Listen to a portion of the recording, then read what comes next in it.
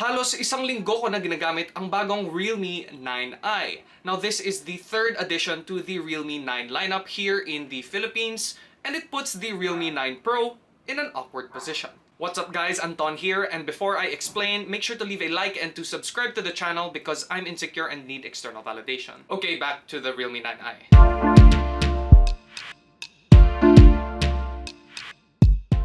Now, I personally really like the Realme 9 series because they come at a fair price and still deliver a pretty great smartphone experience. Now, they're by no means any flagship devices, but it doesn't feel like you're settling with the Realme 9 series because of their reliable and above average performance for everyday use. And I can confidently say that about the Realme 9i that comes in at 11,990 pesos, making it the most affordable Realme 9 phone here in the Philippines. At kahit sa presyong yon, it still has pretty decent specs to get you through the day, giving you little room to complain about, especially when it comes to productivity. At pwede mo rin sabihin yun pagdating sa media consumption kasi may magandang screen din tayo dito with a 90Hz 6.6-inch Full HD Plus IPS LCD display that is paired with a stereo speaker setup. Now that screen and speaker setup makes for an incredibly enjoyable watching experience, and you still have the option for wired earphones if you want higher fidelity audio, because that dual speaker setup does get pretty tinny at the 80 to 100%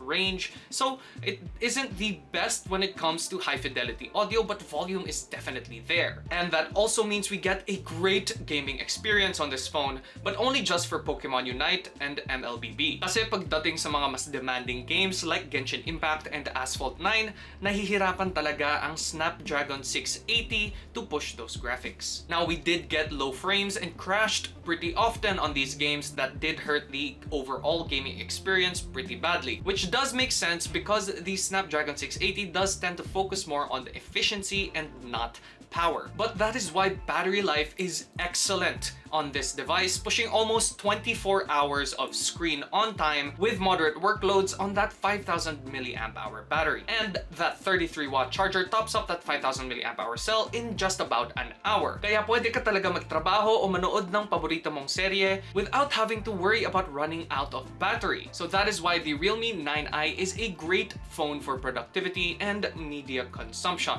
And we also get a total of 11 gigabytes of total extended RAM, making multitasking on this device surprisingly great for a phone in this price range. Now, the overall Realme 9 experience is pretty great, but when we take a look at the cameras on the Realme 9i, the Pro versions of this phone really start to stand out.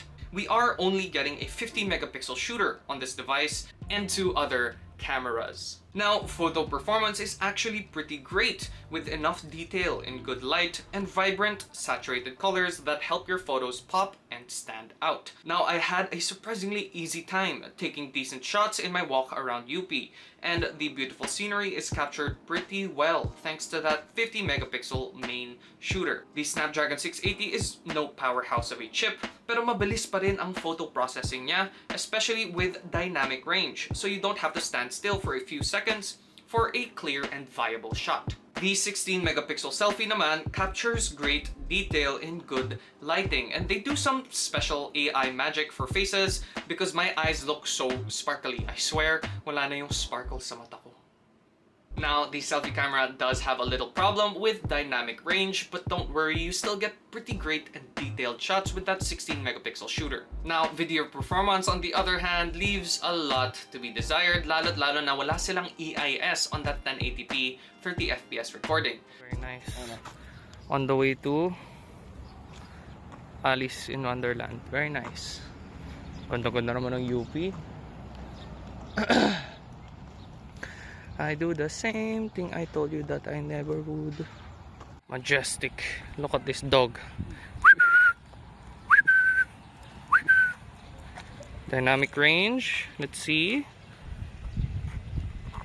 If I were you, I'd definitely use a tripod for the clearest picture para mas masulit mo ang quality ng video recording sa phone na to. So this brings me to what I said in the beginning of the video. The Realme 9 Pro is so much closer to the 9i compared to its actual big brother, the Pro Plus. The Realme 9 Pro is basically just a half step up compared to this device, with marginally better internals, a 120Hz IPS LCD display, and an ultra-wide camera for a more complete camera system. Now the difference between the Realme 9 Pro and the Realme 9i is definitely 5G. If your workflow and gaming demands better internet speeds on the go, then I definitely go for the Realme 9 Pro for that 5G capability. Other than that, the Realme 9i really doesn't fall short compared to the 9 Pro in terms of productivity, especially since it comes in at a more affordable price of 11,990 pesos. While the 9 Pro Plus is a completely different animal even compared to the 9 Pro, with much better specs and cameras with the price tag to match. So this is the Realme 9i, a solid performer with the right compromises for an extremely long battery life without hurting your overall smartphone experience. Now, it is a bit lacking when it comes to the graphics and camera department, but that's nothing unexpected in this price range. That is why we have the more premium Realme 9 Pro Plus that takes those specs to the next level.